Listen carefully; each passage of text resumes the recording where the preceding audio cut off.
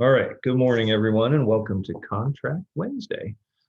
Today, we're actually going to cover the escalator clause. We have been in kind of a white-hot seller's market for a few years now, and most of the time, if you run into multiple offers, you want to use an escalator clause.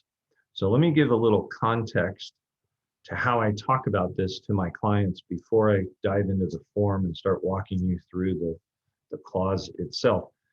The context is really pretty simple. And the key is you want to make sure that your client feels that they have aligned themselves with an expert. So I use language like, when I write an escalator clause, I use blank, and I start talking about the terms of the escalator clause as if I'm crafting that language myself, when really it's just built into the form. So I'll give you an example. If I've got somebody that's apprehensive about overpaying for a home, which most people have some level of apprehension about that, I'll say, well, here's what I'm going to do though. When I write this escalator clause, I'm going to include language that mandates or insists that they provide us with the offer that triggers the clause. So we won't go up unless they prove to us that someone pushed us up. Does that make sense? And you go, oh, that's really smart. And I go, yeah, well, that's how we roll, right? But that's built into the clause. So it's not words that I have to craft because it's already in there. So anyway, let's take a look at the form. So Form 35E, E for escalator, was revised April of 2021. So this is a new form that's been edited, but this clause has been around for 10 or 15 years. So let's kind of dive into it, right? So the first notice is a notice to the buyer. By including this addendum in the agreement, you agree to have your purchase price increased if seller receives an equal or higher offer from another buyer, the quote competing offer. This addendum does not assure that the competing offer used to establish your purchase price will in all ways be comparable to yours. You are cautioned to offer no more than you're willing to pay for the property. You are further cautioned that seller or the listing broker may disclose the terms of your offer, including this addendum, to other potential buyers. The reason that last sentence is in there is if we didn't win, but our offer is what triggered somebody else's escalator, they're going to provide our offer to that other buyer, and that buyer is going to see what we offered. And so this is so that your client acknowledges that they're aware of that, right? Now, why do you think they say this addendum does not assure that the competing offer will in all ways be comparable? Well, that's because there's hundreds of terms in an offer, right? This form really is only talking about price, but there's lots of other terms. And so that language is in there because we're going to just be comparing our offer to other parties based on price. So this is the way you want to describe it to your client. Hey, we expect there's going to be multiple offers. Every time there's multiple offers, we want to at least consider using an escalator clause. So what an escalator clause is going to do, it's going to allow me to write language that says, hey, here's our offer. But if ours is not the highest offer, we agree to increase our offer to beat all buyers by some amount up to a maximum of X, right? So let's say the list price on this home is $500,000, and we want to go all the way to $550 if we have to, but we only want to go there if we have to, right? So what we would do is we would use this escalator clause, and we would fill out this paragraph 1 with an increment by which we're going to beat other buyers, right? That's this clause. And then a maximum price that we're willing to go to. So let's put some numbers in just to make it clearer. If it's a $500,000 list price, you want to use at least 1% of the purchase price. And so what I tell people is similar to what I say for earnest money. I say, well, what's typical is between 1 and 3%. And they'll go, okay, well, should we use 10 grand or can we use 10 grand? And I would say, absolutely. If they said 5 grand, I would say that's fine. You know, if you have the ability, you might want to go higher, right? Because remember, this number doesn't change what they can afford. What they can afford in our example is 550. All we're saying is we're going to beat people by 10 grand. And the way you want to explain this to people is, hey, this number, I call it the escalator increment, right? It's the increment by which we're going to beat people.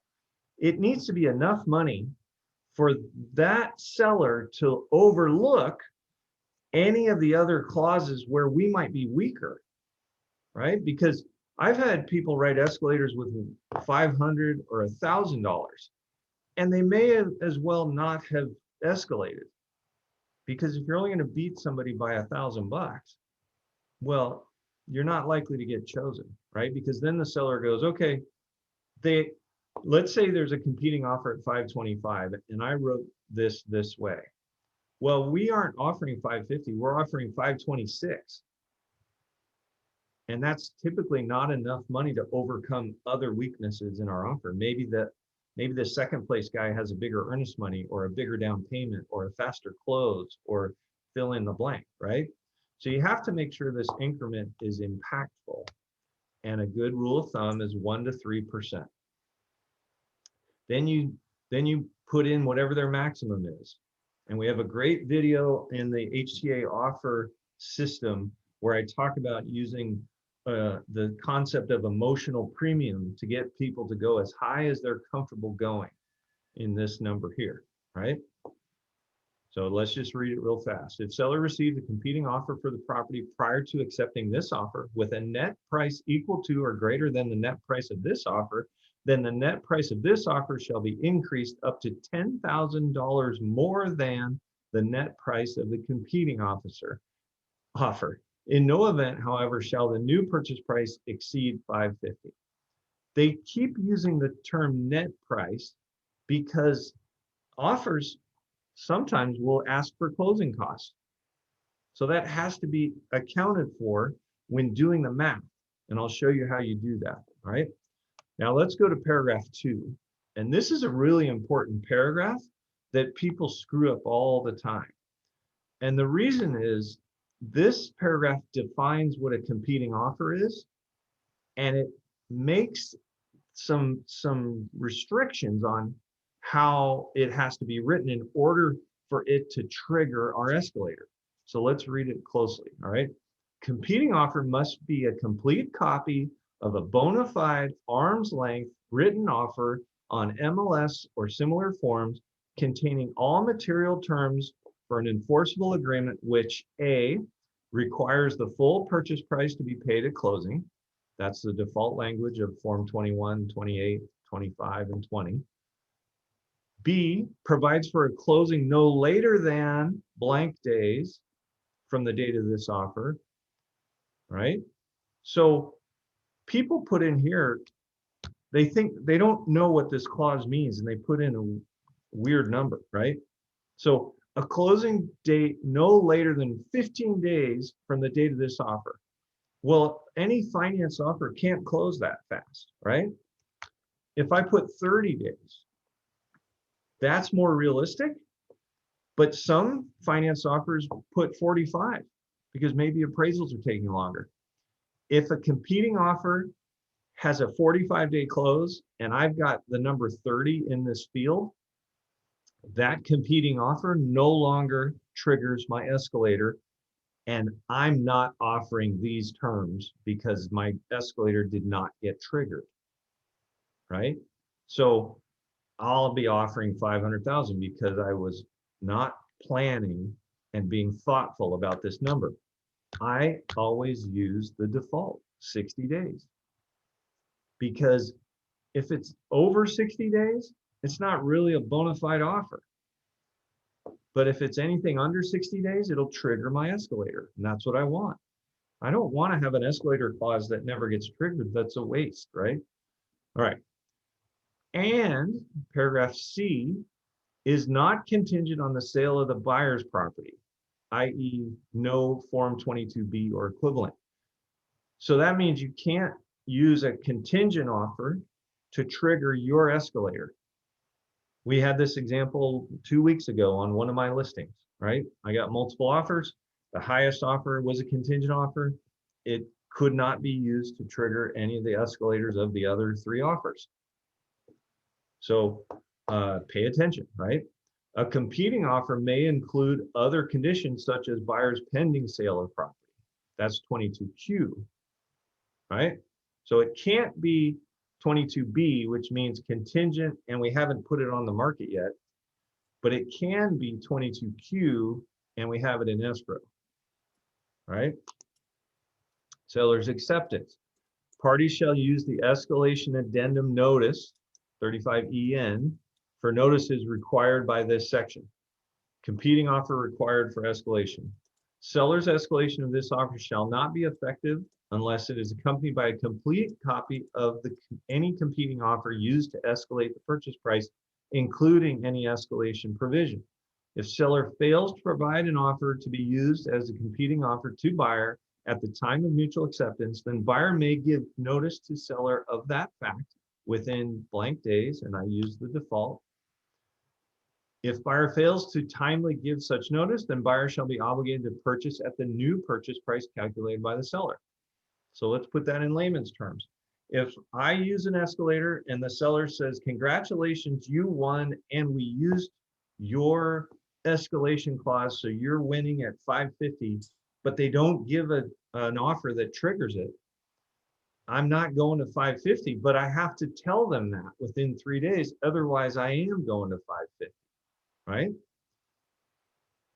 If buyer provides such notice, then the seller will have 1 day, that's the default, to deliver the competing offer, right? So they send it over without the offer. I give them notice that I need the offer, and I use Form 35EN to do that. Then they have a day to send it. And if they don't, the buyer shall be entitled to purchase the property at the non-escalated price. So they can't fake their way through this, right? And that's one of the assurances I gave my buyer, that I'm going to make them give me that offer, right? Notice to seller non-qualifying competing offer. If the offer provided by the seller does not qualify, right? Let's say it's contingent or something like that. Under paragraph 2, buyer may deliver notice to seller of that fact within 3 days. So this is they didn't give me an offer.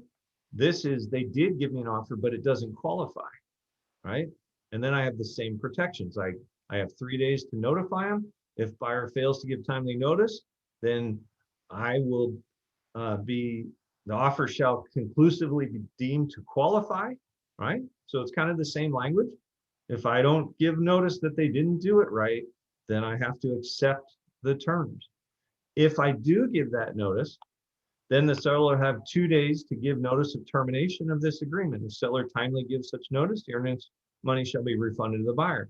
If seller does not give such notice, then buyer shall be entitled to purchase the property at the non-escalated price. So they're basically putting language in, and these are the revisions from April.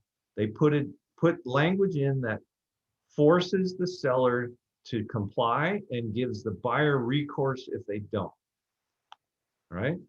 Then you get to paragraph 4, and this, you leave blank when you write your offer, but you get it back filled in by the listing broker, right? So in our example, the competing offer was 525. Let's say they asked for closing cost credit. So really, right, their net offer was 520. And then our escalation amount was 10 grand. We're not asking for any credits, and we're not giving any credits to the seller. And therefore, we won for 530.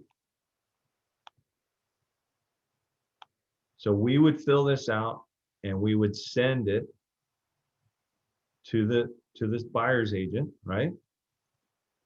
And then down here in paragraph 4B is when there's a disagreement or dispute on how this math was done. And that happens a lot because people get confused by the plus credits and minus credits, and is it a positive adjustment or a negative? And if they get the number wrong, you then have 3 days right? To notify them. And if you don't give them that notice, then the price will be shall be conclusively deemed to be correct, the price stated above, right? Then if you give the notice, the seller can say, oh, if we did the math wrong, we don't want to accept your offer now. So they can terminate the agreement, but if they do, the buyer will get their earnest money back. So paragraph B, 1 and 2, and paragraph 3, A and B are all about disagreements or lack of documentation. The main terms that you're going to fill in are how much you're going to beat somebody by and to what maximum number.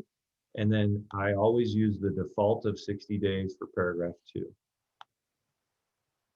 So with that, let's go ahead and open it up to questions.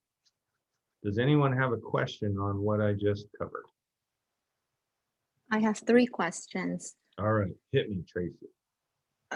So paragraph 4B, is it to be filled out by me, the buyer's agent, when I submit the offer? Yes. So I determine these days. Okay. Yeah. This part will be blank. Okay. But that's for the seller. Yeah. As a matter of practice or a matter of rule, I never leave fields blank, even if I intend to use the default value, because it just communicates to the other party that you're thorough and professional. So yes, fill those in. Okay. The second question is, when it says the competing offer cannot be contingent, is it only limited to contingent on sale of the present home, or it cannot be contingent on anything? No, just the sale. So it can have an inspection contingency, even though you don't, or things like that. But they don't want it to be a home that is not yet even on the market and is a contingent sale. Okay, got you. And the last one is about the increment, the escalator increment. Yes. If I put my cap as 55 and the increment is 10 grand, and the competing offer is 545, 5 grand less than mine. Right. Does it stop me from, does it stop my offer to be from being triggered? Not because it stops it from being triggered, but it won't use the whole 10 grand. It'll only go up to 550. Okay.